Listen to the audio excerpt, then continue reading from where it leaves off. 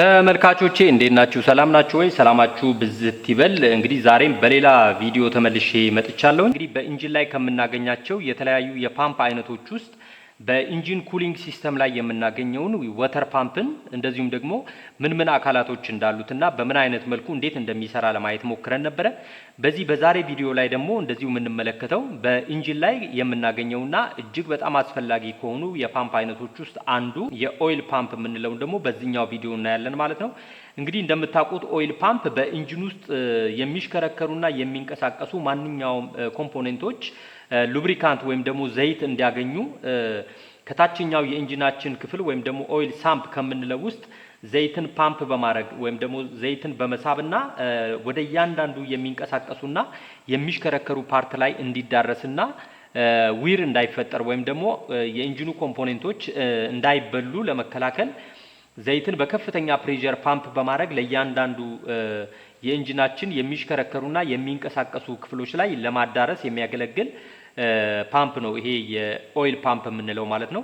እንደዚሁም በኢንጂን ላይ የተለያዩ አይነት ኦይል ፓምፖችን እናገኛለን። እነዚህንም እንግዲህ እያንዳንዳቸውን ለማየት እንሞክራለን። በኢንጂን ላይ ከምናገኛቸውና ኮመን ከሆኑት የኦይል ፓምፕ አይነቶች ውስጥ አንዱ ጊር ፓምፕ የምንለው ነው። ይሄ እንግዲህ ጊር ፓምፕ የምንለው እዚህ ጋር እንደምትመለከቱት ሁለት ጊሮች ያሉት ሲሆን አንደኛው ጊር በዚህ በጊር አማካይነት ከኢንጂኑ ክራንክሻፍት ኃይል በመውሰድ የሚሽከረከር ሲሆን ይሄ በሚሽከረከርበት ሰዓት ላይ ከፓምፒንግ ኤሌመንቱ ላይ ከምናገኘው አንዱ ጊር ድራይቭ ይደረጋል ማለት ነው። በሌላ ሳይድ ደግሞ ሌላኛው ጊር አይድለር ጊር ሆኖ በጊር ወይም በቲዝ ከዚህኛው ጋር ሜሽ የሚሆን ስለሆነ ይሄ በሚሽከረከርበት ሰዓት እንግዲህ ሁለቱም አብረው ይሽከረከራሉ ማለት ነው። ከዛ በተጨማሪ ደግሞ እንደምትመለከቱት እዚህ ጋር ሁለቱ ጊሮች ሜሽ በሚያደርጉበት ሰዓት ላይ ሁለት ቻምበሮችን እናገኛለን። እዚህ ጋርና እዚህ ጋር የምናገኛቸው ቻምበሮች አሉ፣ ክፍተቶቹ ማለት ነው። ስለዚህ አንደኛው እዚህ ጋር የምትመለከቱት ሳክሽን ፖርት የምንለው አለ።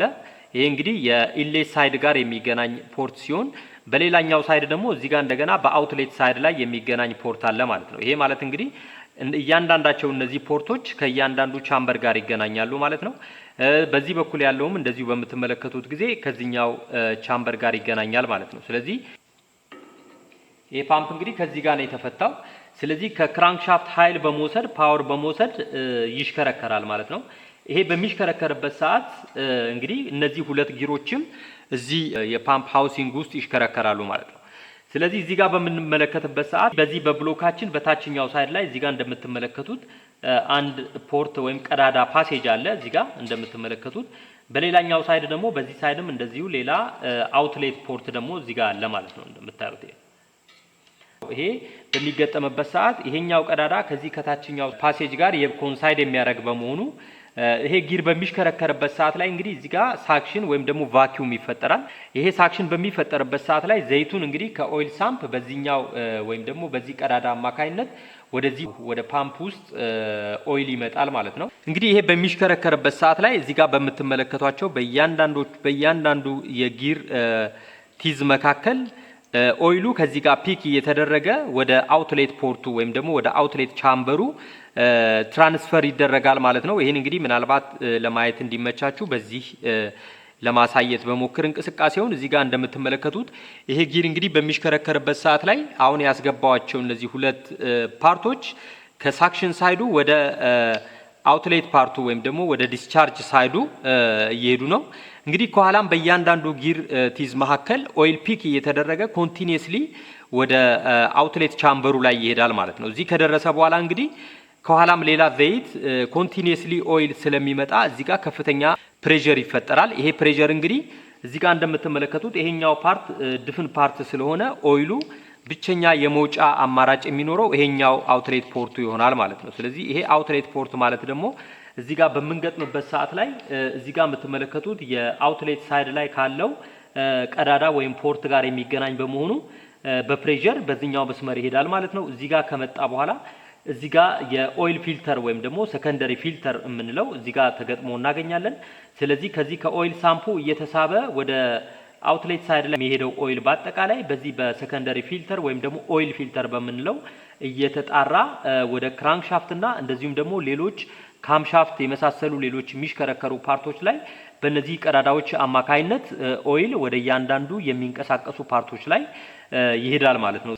እንግዲህ ልክ እንደዚህኛው ሁሉ ደግሞ ተመልካቾቼ ሌላም እንግዲህ የጊር ፓምፕን በተለያየ አይነት ልናገኝ እንችላለን። ይሄኛውም እዚህ ጋር የምትመለከቱት እንግዲህ ጊር ፓምፕ ነው። ነገር ግን እዚህ ጋር ካሳየዋችሁ ትንሽ ለየት ይላል ዲዛይኑ። ነገር ግን እዚህ ጋር የምትመለከቱት ይሄኛው እንግዲህ ከኢንጂኑ ክራንክሻፍት ኃይል ወስዶ የሚሽከረከርበት ሲሆን ሌላኛው ደግሞ እዚህ ውስጥ እንግዲህ ይሄን በመንፈታበት ሰዓት ሁለቱን ጊሮች እዚህ ጋር እናገኛለን።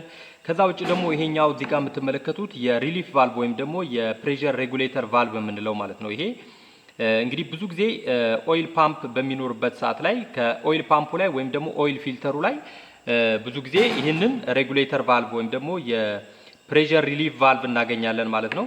እንግዲህ ዋና የዚህ የፕሬሸር ሬጉሌተር ወይም ደግሞ ሪሊፍ ቫልቭ የምንለው ስፕሪንግ ሎድድ የሆነ ቫልቭ ነው። ይሄ ቫልቭ ምንድነው የሚያደርገው በኢንጂኑ ውስጥ ሊኖር ከሚገባው የኦይል ፕሬሸር በላይ እንዳይፈጠርና ኤክሰስ የሆነ ፕሬሸር በሚፈጠርበት ሰዓት ላይ ኦይሉን ከአውትሌት ሳይዱ ወደ ሳክሽን ሳይዱ በመመለስ ኦይሉ ሰርኩሌት እንዲያደርግና በኢንጂኑ ውስጥ ያለው የኦይል ፕሬሸር ኮንስታንት ሆኖ እንዲሰራ ያደርጋል ማለት ነው። ይሄ እንግዲህ ድራይቭ ጊር የምንለውና ከክራንክሻፍት ኃይል በመውሰድ ድራይቭ የሚያደርግ ነው ማለት ነው። ይሄ እንግዲህ ከሌላ ኢንጂን ላይ የተፈታ ነው። እንግዲህ ይሄን ፈተን ውስጣዊ ጊሮችንም እንደከዚህ ቀደሙ ለማየት እንሞክራለን።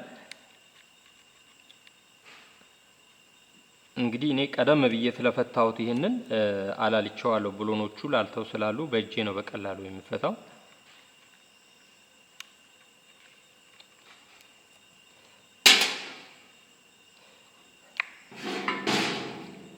እንግዲህ እንደምታዩት ይሄን ከፈታ ነው በኋላ ይሄን በመናወጣበት ሰዓት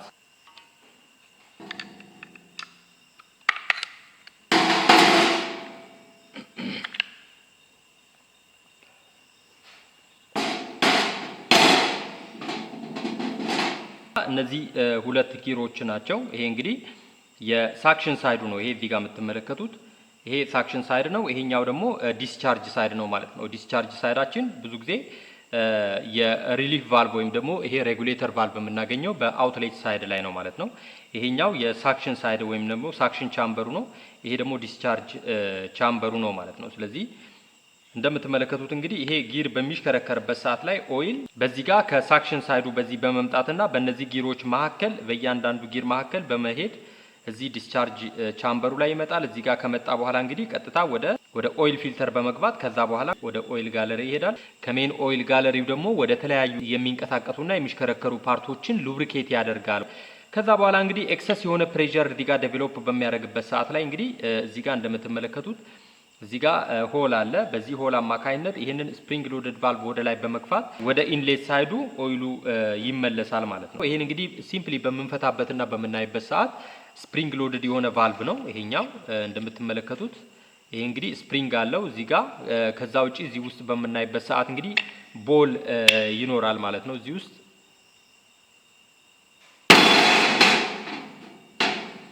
ይሄ እንግዲህ እንደምታዩት ስፕሪንግ ሎድድ የሆነ ቦል የሆነ ቦል ቫልቭ ነው ማለት ነው ተመልካቾቼ። እንግዲህ የተለያዩ አይነት ሌሎች የፓምፕ አይነቶችን አሳያችኋለሁ በዚህኛው ቪዲዮ ላይ። እንግዲህ ጊር ፓምፕ ወይም ደግሞ ኤክስተርናል ታይፕ ጊር ፓምፕ የምንለው ምን እንደሚመስልና ምን አገልግሎት እንዳለው ምን ኮምፖነንቶች በውስጡ እንዳሉ ለማየት ሞክረናል ማለት ነው። ለዛሬ የነበረኝ የቪዲዮ ፕሮግራም ይሄን ይመስላል። በቀጣይ ደግሞ በሌላ ቪዲዮ እስከምንገናኝ ድረስ ቪዲዮችን ላይክ እያደረጋችሁ እንደዚሁም ደግሞ ለቻናሉ ደግሞ አዲስ ከሆናችሁ ሰብስክራይብ እያደረጋችሁ እጅግ በጣም ጠቃሚና አስተማሪ የሆኑ ቪዲዮችን እንድትከታተሉ እየጋበዝኩኝ ለዛሬ በዚሁ እሰናበታለሁ። መልካም ጊዜ። ባይ።